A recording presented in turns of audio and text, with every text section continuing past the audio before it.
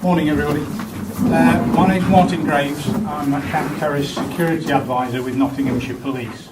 I've come along today to do a very short presentation on what we call Stay Safe, which is the latest advice on how to stay safe in a firearms or weapons type incident. Now that might be, obviously I look at it from counter-terrorism and I'll give you some context behind it, so don't worry.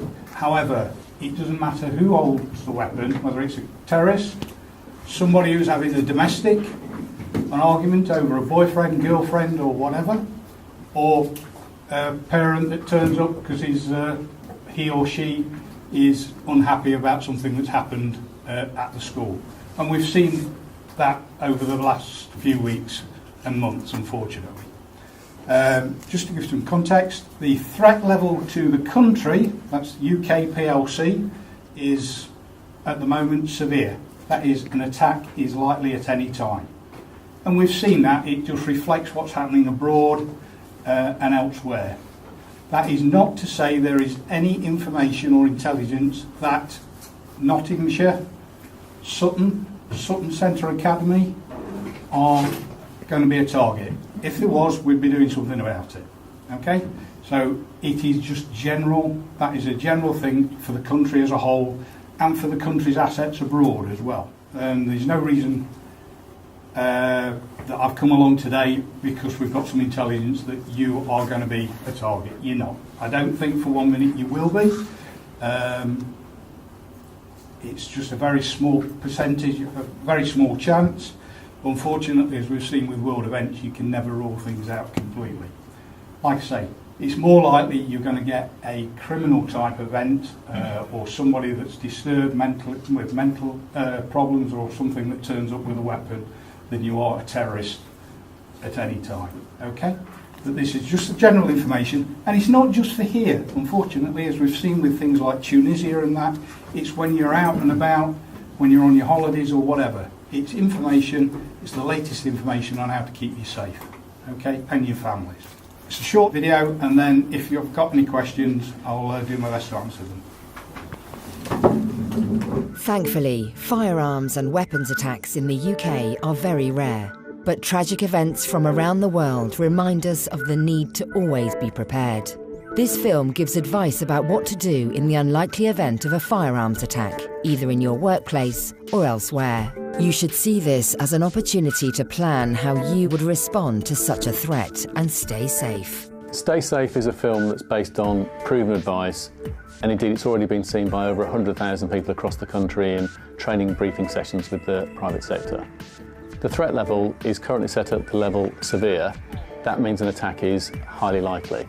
Indeed, it's been at that level for over a year, and for that reason we've doubled our efforts and, for example, making an arrest today. Everyone's aware of the terrorist challenges across the world, and there have been some awful attacks, and it's our view that this advice should be rolled out to the public, so in the tragic event that anyone gets caught up in a marauding firearms or weapons attack, they're better informed and have better advice to protect themselves. It can never cater for every possible eventuality, and if someone acts on instinct and perhaps decides to fight because they have no choice, then of course we would never criticise them for that. If you hear gunshots, the best option is to evacuate, but only do so if it won't put you in greater danger. First, consider your route. Act quickly and quietly, leaving your belongings behind. Insist others come with you, but don't let their indecision slow you down. Once you've identified a safe route, run. Consider your route as you leave. Will it place you in the line of fire? Is it safer to wait for the attacker to move away before you continue? If you can't move to safety, hide. When finding a hiding place, consider your exits and escape routes. Avoid dead ends and bottlenecks. Try to find places with reinforced walls. Try to lock yourself in a room and move away from the door. Be as quiet as possible. Switch your mobile phone to silent and switch off vibrate. Don't shout for help or do anything that will give away your hiding place. The best hiding place with protection from gunfire will have a substantial physical barrier between you and the attacker. If you're able to evacuate, get as far away from the danger area as possible. Try to stop others from entering, but only if this won't put you in danger. Call the police. Dial 999 and tell them clearly the location of you and the attackers, descriptions of the attackers, their clothing and weapons, information about casualties and building access. Include anything else you think is important. When the police arrive, they will be armed. They may be dressed differently depending on their function. Their first task will be to deal with the immediate threat to prevent further casualties. This may take a long time. The police may be unable to distinguish you from the attacker. They may treat you firmly. Do everything they tell you to do. Don't make any sudden movements or gestures that may be perceived as a threat.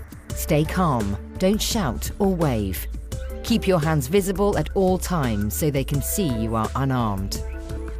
The armed police may ask for details about the building, the attackers, hostages and casualties. Only once it's safe to do so will you be evacuated to safety.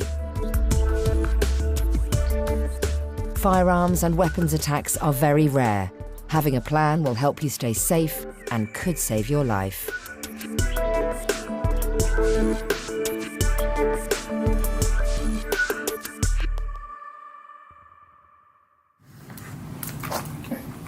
Fairly simple message.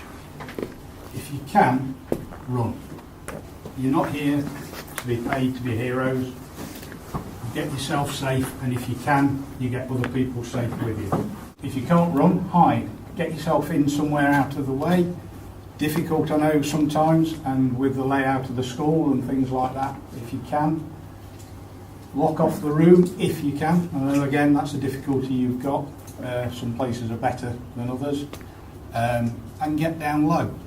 You may have seen it on the footage from the Borough Market when the police were going through in the restaurants, people locking the restaurants so they couldn't get in, and there was getting down on the floor to keep out of sight as best they can. Okay? All good advice. So once you've either got out of the way or you've hidden, and then tell, when the police do turn up, follow their instructions. Do exactly as they told. We don't want an incident happening at that stage, an accident. The police attend, I can tell you, they'll be pumped up. They'll have adrenaline running as well because it's a firearms or weapons incident. Okay? And we don't want them causing a casualty themselves. So if they tell you to get down, get down. If they don't go running towards them thinking it's the 7th Cavalry turning up, because all you're going to do is they're going to be, have a twitchy finger as well. So just do exactly as they tell you when they turn up, and we'll resolve the situation as quickly as possible. They will be aggressive in their commands. They won't just ask you nicely to get on the floor. They will tell you to get on the floor in no uncertain terms. Okay? Or whatever they're going to do. Just follow their instructions. It sounds simple. It is simple. It does work. I ended up going out to Tunisia 2 days after the attack on the hotels out there, talking to people that are returned before I went out, talking to staff at the hotels when I got there, and it was people that unwittingly followed that advice that got themselves safe and weren't part of the casualty list. Because what happens is they got off the beach when they realised what was happening. They ran into the hotel complex. Some of them, so the run part of what we've said, some of them at that stage froze once they got around the swimming pool complex and waited to be told what to do.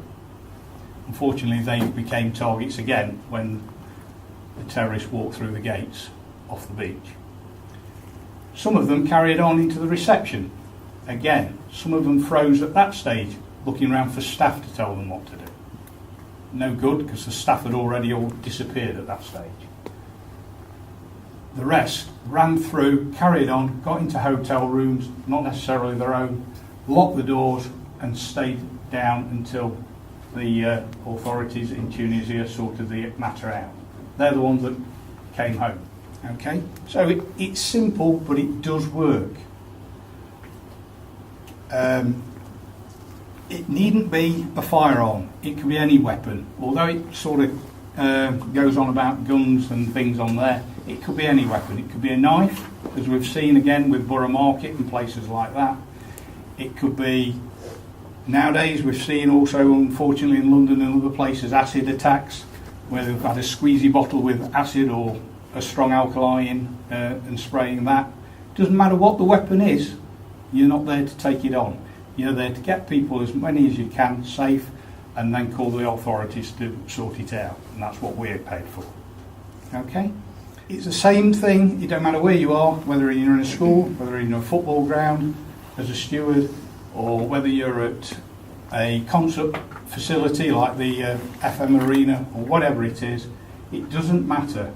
It's the same information we're giving to all of you. You can get out on YouTube as well if you want to share it with your families before you go abroad or whatever. Just before the holiday season, the government actually brought out a version for people going abroad. Again, you can YouTube it if you wish. Okay, any questions, anybody? No? Okay, thank you.